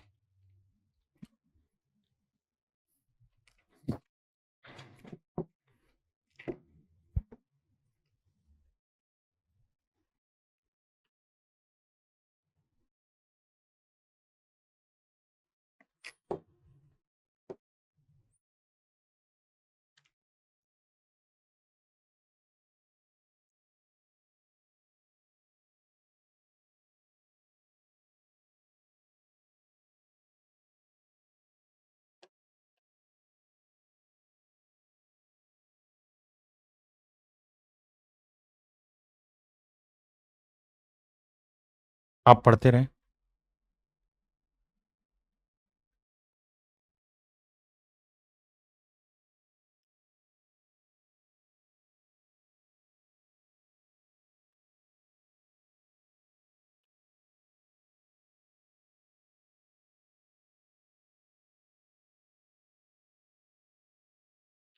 आओ मेरे भाई, सवाल में कह रहा है ratio of land is to water on earth is 1:2।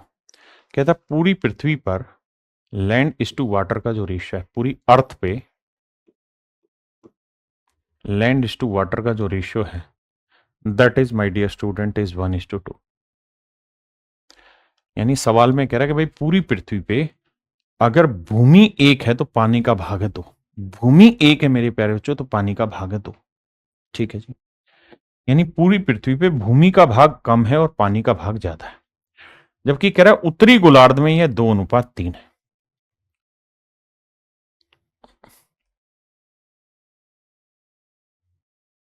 ऐसे मैंने बना दिया। अब मेरे प्यारे बच्चों पूरी पृथ्वी पे 2 चीजें, एक चीज तो है पानी पानी ज्यादा है तो लेट्स से पानी, और एक हिस्सा है मेरे बच्चे भूमि का, तो ये ग्रे कलर में या इस कलर में मैंने शो कर दी लैंड।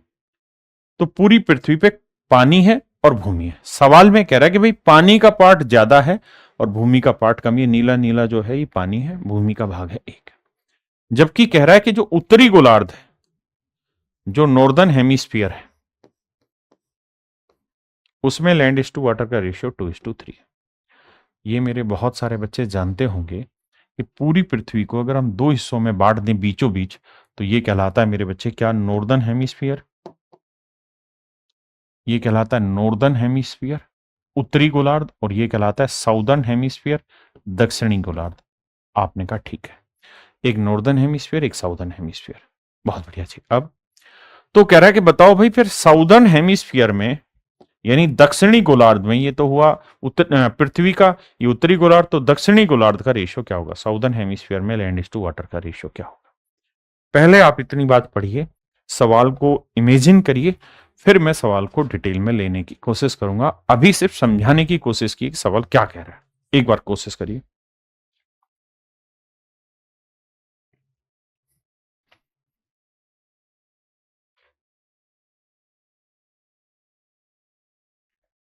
आइए बाबू।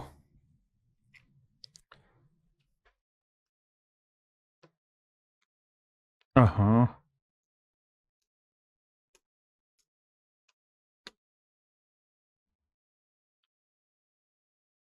अब मेरे बच्चों एक बात तो आप समझते होंगे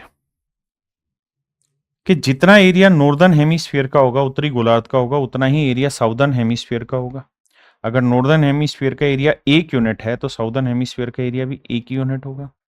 एरिया का मतलब है ये टोटल जगह है जिसमें पानी भी है और धरती भी है, मतलब भूमि और पानी दोनों है, भूमि पानी दोनों है। तो मेरे बच्चे जितना एरिया नॉर्दर्न में होगा उतना ही साउदर्न में। भाई ये लाइन जो होती है बीचों बीच, जिसे हम भूमध्य रेखा कहते हैं, इक्वेटर कहते हैं, यही तो दो बराबर एरिया में बांटती है पूरी पृथ्वी को। तो भाई इसका मतलब पूरी पृथ्वी का जो एरिया है वो कितना हुआ, तो एक और एक कितना हुआ, दो। तो मेरे बच्चे पूरी अर्थ का जो एरिया है अगर वो 2 यूनिट है, तो नॉर्दर्न हेमिस्फीयर का जो एरिया है वो कितना हुआ, 1 यूनिट। ये है मेरे प्यारे बच्चों एरिया का रेशियो, एरिया का रेशियो। जबकि यहां मैं कह रहा हूं कि भाई पूरी पृथ्वी में अगर लैंड 1 यूनिट है तो वो पानी 2, तो पूरी पृथ्वी का एरिया है 3 यूनिट। यहां मैं कह रहा हूं कि नॉर्दर्न में भूमि 2 है तो पानी 3, तो पूरी पृथ्वी का एरिया है 5 यूनिट। अब मेरे बच्चे मैं कह रहा हूं कि भूमि का एरिया मतलब पूरी पृथ्वी का एरिया, पूरे अर्थ का एरिया इतना है, नॉर्दर्न का इतना, जबकि एक्चुअल में होगा ये कि अर्थ का डबल होगा, नॉर्दर्न का सिंगल होगा, यानी 1:2:1 में होगा। तो किसी भी अनुपात में बांटने से पहले क्या करेंगे, इक्वल। तो इसे 5 से गुना करेंगे, इधर मेरे बच्चे 3 से, तो ये हो गया मेरे बच्चे इक्वल, 1:1। अब किस रेशियो में चाह रहे हैं हम, 2:1 में, तो 2 1 से गुना। तो यहां 3 से करेंगे तो 3 3 9 आया, 3 दूनी 6 आया। यहाँ 5 दूनी 10 से गुना कर रहे हैं तो 10 दूनी 20 आया, और 10 से कम 10 आया। इसका मतलब ये हुआ मेरे भाई पूरी पृथ्वी पे अगर 10 यूनिट भूमि है तो उसमें से 6 यूनिट नॉर्दर्न हेमिस्फीयर में, तो बची कितनी, 4 यूनिट साउदर्न में। पूरी पृथ्वी पे 20 यूनिट पानी है तो उसमें से 9 यूनिट पानी हुआ, पानी सॉरी 20 यूनिट पानी है पूरी पृथ्वी में, तो उसमें से 9 है नॉर्दर्न हेमिस्फीयर, तो बचा कितना, 11। 11 यूनिट कहाँ होगा, साउदर्न हेमिस्फीयर में। दक्षिणी गोलार्ध में 11 यूनिट होगा। यानी साउदर्न हेमिस्फीयर में लैंड इज टू वाटर का जो रेशियो होगा मेरे बच्चे, 4:11 होगा, 4:11 होगा। यही मेरे सवाल का सही जवाब। आराम से समझो, फिर आगे बात करें।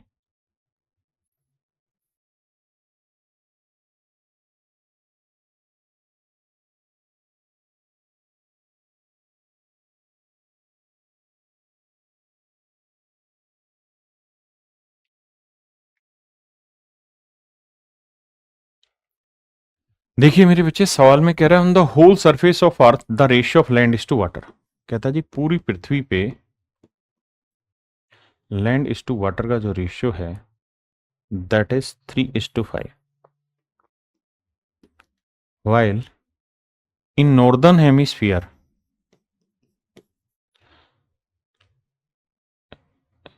The ratio of land is to water is 7:9। कहता है ये रेशियो 7:9। हमें बस एक ही बात समझनी है कि भाई पूरी अर्थ का जो एरिया होगा अगर वो 2 यूनिट होगा ना, तो नॉर्दर्न हेमिस्फीयर का एरिया 1 यूनिट होगा। बस इतनी बात समझनी है, यानी हमने इनको मिक्स करना है 2:1 के रेशियो में। तो भैया यहाँ क्वांटिटी 3 और 5 8 है, यहाँ 9 और 7 16 है। तो पहले इक्वल करोगे, इक्वल करने के लिए मेरे बाबू इसे किससे गुना करोगे? 2 से, इसे 1 से। अब हमें किस रेशियो में लेना है? 2:1 में। तो यहाँ 2 दूनी 4, 4 5 20, 4 3 12। 1 से करोगे क्योंकि 1 गुना 1 1 आया, 1 को 7 से क्या 7, और 1 को 9 से क्या 9। तो 12 में 7 गया 5, और 20 में 9 गया 11। मतलब मेरे प्यारे बच्चों साउदर्न हेमिस्फीयर का लैंड इज टू वाटर का जो रेशियो है 5:11। दक्षिणी गोलार्ध में भूमि और जल का अनुपात 5:11 है ना। देखिए मेरे बच्चे, ये सवाल जो आपने पढ़ा है ना, उससे भी एक कदम ऊपर का क्वेश्चन है, यानी यहां एक स्टेप कैलकुलेशन का और बढ़ाया। पहले सवाल पढ़िए, समझाता हूं, फिर आगे की चर्चा करेंगे। सवाल में कह रहा हूं on the whole surface of earth the ratio of land and water is 1:2। पूरी पृथ्वी पे भूमि और जल का अनुपात, यानी लैंड इज टू वाटर का जो रेशियो है पूरी पृथ्वी पे वो 1:2 है, होल अर्थ पे। आपने कहा जी ठीक है। जबकि कह रहा है नॉर्दर्न हेमिस्फीयर में, उत्तरी गोलार्ध में, लैंड इज टू वाटर का जो रेशियो 2:7 है, 2:7 है,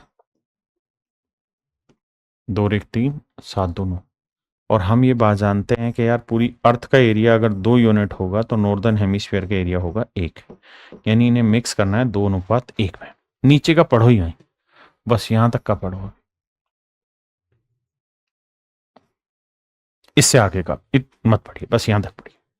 तो मैं आपसे कहूं कि भाई साउदर्न हेमिस्फीयर में लैंड इज टू वाटर का रेशियो बताइए क्या होगा। तो मेरे बच्चे किसी भी रेशियो में कन्वर्ट करना हो पहले इक्वल करते हैं, तो इक्वल करने के लिए इसे 3 से करेंगे, इसे 1 से, हो गया इक्वल। अब जिस रेशियो में वो चाह रहा है 2:1 में, तो 2 से इधर गुना करो, 1 से इधर कर दिया। तो 3 दूनी 6, 6 दूनी 12, 6 एकम 6, 1 एकम 1 से गुना करोगे तो भैया 2 ही आएगा, और यहां 7। तो मेरे बच्चे पूरी पृथ्वी पे अगर 6 किलोमीटर भूमि है तो उसमें से 2 किलोमीटर नॉर्दर्न हेमिस्फीयर में है, तो साउदर्न में कितनी बची? 4। पूरी पृथ्वी पे अगर 12 गिलास पानी है तो उसमें से 7 गिलास पानी साउदर्न, माफ करिए नॉर्दर्न में है, तो साउदर्न में कितना बचा? 5। अब पहले इतनी बात पढ़िए फिर आगे बताएंगे। तो इतनी बात से ये पल्ले पड़ा कि सर साउदर्न हेमिस्फीयर में, जो साउदर्न हेमिस्फीयर है उसमें मेरे प्यारे बच्चों लैंड इज टू वाटर का जो रेशियो 4:5। आपने कहा हाँ ये बात पल्ले पड़ गई, एक स्टेप कैलकुलेट कर लिया। अब इससे आगे की बात पढ़ेंगे। कहता है दक्षिणी गोलार्ध के आधे क्षेत्र, कहता है साउदर्न हेमिस्फीयर का हाफ कर दिया। तो साउदर्न हेमिस्फीयर के फर्स्ट हाफ में कहता है लैंड इज टू वाटर का रेशियो 3:2। तो कहता है जो सेकंड हाफ बच गया उसमें लैंड इज टू वाटर का रेशियो क्या होगा। यानी साउदर्न हेमिस्फीयर में, जैसे उत्तरी गोलार्ध है नॉर्दर्न हेमिस्फीयर, ये साउदर्न हेमिस्फीयर है। अब कहता है कि इसका अगर आधा कर दें तो पहले वाले आधे में ये चीज है, तो दूसरे वाले आधे में क्या चीज होगी, ये पूछ रहा है। तो मेरे बाबू हमें ये बात पता है कि भैया साउदर्न हेमिस्फीयर का एरिया अगर 2 यूनिट होगा तो उसके हाफ का, फर्स्ट हाफ का एरिया हो जाएगा 1, यानी आपने इन्हें मिलाना है 2:1 में। तो 4 और 5 9, 3 और 2 5, बिल्कुल एब्सोल्यूट करेक्ट है। आइए पहले 1:1 में करेंगे तो इधर 5 से, इधर 9 से। अब किस रेशियो में चाहिए? 2:1 में, तो इधर 2 से, इधर 1 से। तो यहाँ 9 एकम 9, 9 दूनी 18, 9 3 27। यहाँ मेरे बच्चे 5 दूनी 10, 10 5 50, और 10 चौक 40। तो 40 में 27 गया 13 भूमि है, और 50 में से 18 गया तो 32 यूनिट पानी। यानी मैं ये कह सकता हूं साउदर्न हेमिस्फीयर में लैंड इज टू वाटर का रेशियो 13:32 है। 13:32 मेरे प्यारे बच्चों, option C is your correct answer. Option C मेरे प्यारे बच्चों आपका एब्सोल्युटली करेक्ट आंसर।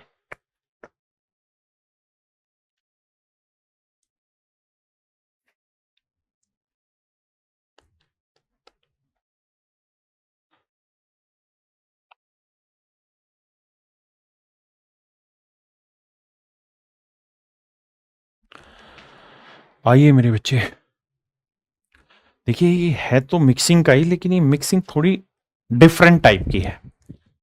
यहां सवाल के थ्रू लेता हूं, डाटा के थ्रू समझाता हूं। पहली लाइन पढ़िए, कह रहा है एक एलॉय है ए, और ये जो एलॉय है ये 60 किलोग्राम का है। एक दूसरा एलॉय है जो बी है, वो 100 किलोग्राम का है। कहता है जो एलॉय ए है उसमें लेड और टिन, लेड और टिन का जो रेशियो 3:2 है, जबकि जो एलॉय बी है उसमें टिन और कॉपर है। टिन और कॉपर का जो रेशियो है दैट इज 1:4। बहुत शानदार। आओ जी, अब जरा नजरें इधर करिए। क्या भाई, 60 को अगर 3:2 में बांटोगे तो 3 और 2 5, 5 12 60, तो 12 3 36 तो आएगा लेड, और 24 आएगा टिन। बिल्कुल, यानी 24 किलोग्राम टिन और 36 किलोग्राम मेरे बच्चे लेड है। जबकि 100 को 1:4 में बांटेंगे तो 1 और 4 5, 5 20 100, तो 1 यूनिट आ गया 20, तो ये आएगा 20 किलो, और ये आएगा मेरे प्यारे बच्चों 80 किलो। अब सवाल में कह रहा है कि भाई दोनों को हमने मिला दिया, तो मिलाया तो जो नई मिश्र धातु बनी, यानी इसको और इसको मिला दिया, तो मिलाने पे 3 चीजें इनके अंदर, लेड टिन और कॉपर। तो भैया लेड कितना है 36 किलो, कॉपर कितना है जी 80 किलो, और टिन कितना है, टिन 24 किलो, यहां था 20 किलो यहां, यानी 44 किलो। और यही आपसे पूछा हुआ है कि भाई जो नई मिश्र धातु बनी उसके अंदर मेरे प्यारे बच्चों टिन कितना होगा, तो आंसर होगा 44 किलोग्राम। आज इतना ही रखते हैं, बाकी फिर कल मिलेंगे मेरे प्यारे बच्चों। आज के लिए इतना ही। Thank you, have a nice day to everyone. Thank you.